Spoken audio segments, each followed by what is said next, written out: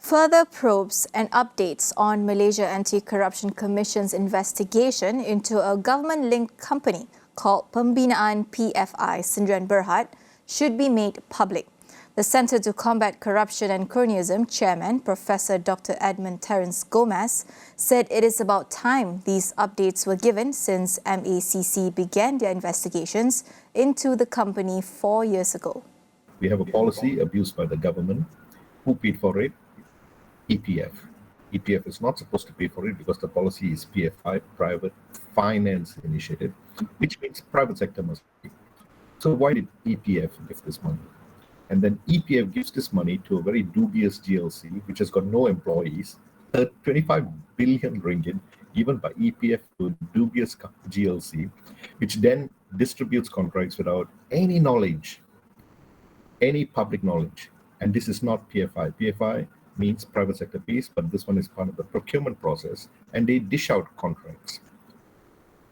And the contracts are not well done, and nobody knows about it. And how do they pay it back?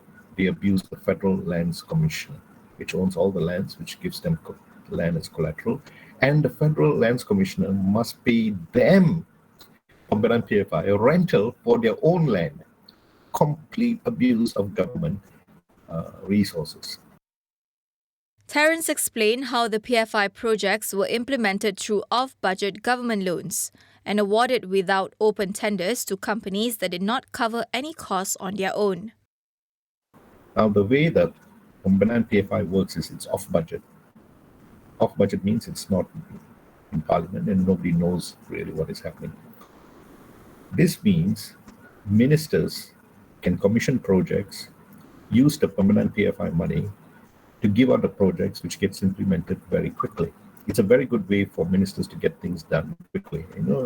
Build hospitals or build schools or rectify problems, infrastructure problems quickly. It's all approved by the cabinet. So they too knew that this system can be abused. So that's when we knew there's no political will to stop this. It doesn't matter which government is in power.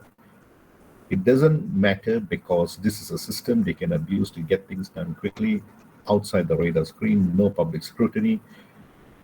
They don't have to go and get permission from Parliament to do it. So what this means is, this is a system that benefits the ministers.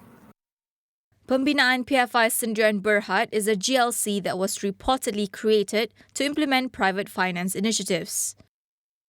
PFIs are a form of public-private partnerships where public projects are financed by private sector concessionaries who then get repaid over the concession period. Despite several reports being lodged on the issue over the past few years, no concrete action has been taken so far. Therefore, Terence stressed how important it is to look into the abuse and corruption involving procurement process in the country. We also realized that when Pakistan came to power, that they had made a report to MACC. This was 4 years ago. MACC had not acted on it. We know the PAC had a meeting on this in 2015.